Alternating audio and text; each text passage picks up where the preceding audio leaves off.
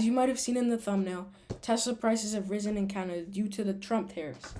So I wanted to take a look at that today and give some insight of what I think this could mean in the future. So as you can see on the website right now, we have the Model 3, the Model Y, the Cybertruck, the Model X, and the Model S. As you might see here, it's only view inventory and learn more, even though some of these cars there's no inventory of. That's like alluding to the fact of what it says right up here. Explore pre-tariff priced inventory while supplies last. So I want to see what the post-tariff prices are, and I want to show that to you guys. But even when we press order on the vehicles page, it still takes us to the inventory, showing that Tesla wants to move these cars off the lot so that they can actually start selling more expensive versions of the same car, basically, with no difference. Alright, so what you have to do to actually see the new pricing is come up with a configuration that Tesla does not have inventory of.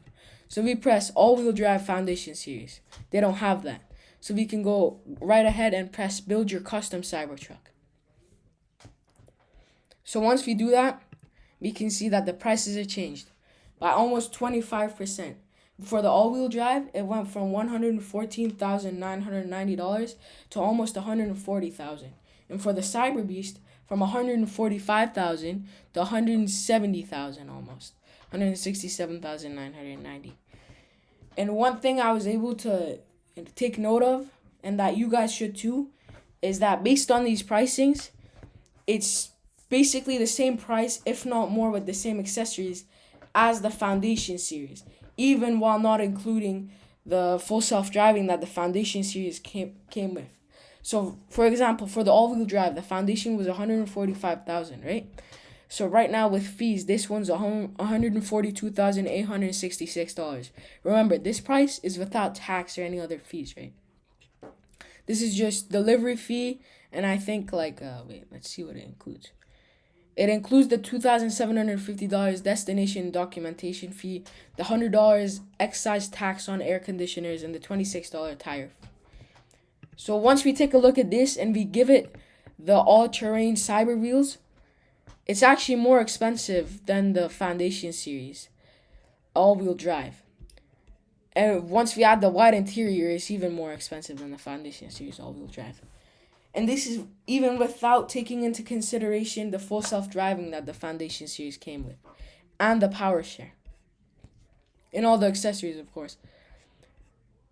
So we can see that the tariffs have played a big part in the prices, and even in other models too, right? For example, for the Model Y, we can come right here. Let's just put the new paint, the new black metallic paint. So don't see the Tesla you're looking for. Of course, that's the new color everyone's getting. So build your custom Model Y, right? You guys remember the launch series pricing. That was around the same price as this post-tariff Model Y. And that one included the full self-driving and the more expensive, Helix 2.0 wheels. So pre-tariff pricing for the long-range all-wheel drive Model Y was around $69,000. So we can see that it's almost been increased by $15,000 to $84,990.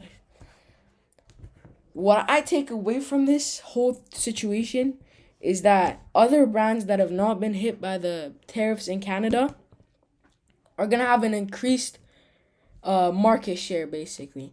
As now people have to think more about buying a Tesla. And for example, the Model Y, it's basically moved up to a more expensive category. For the $69,000, it was competing with ICE cars such as the BMW X3, Audi Q5, and the Volvo XC60. But now with this price tag, it's competing with larger vehicles of the same brands, like the Audi Q7 instead of the Q5, or the Volvo XC90 instead of the XC60, while still staying the same size, which is way smaller than the cars in the class above.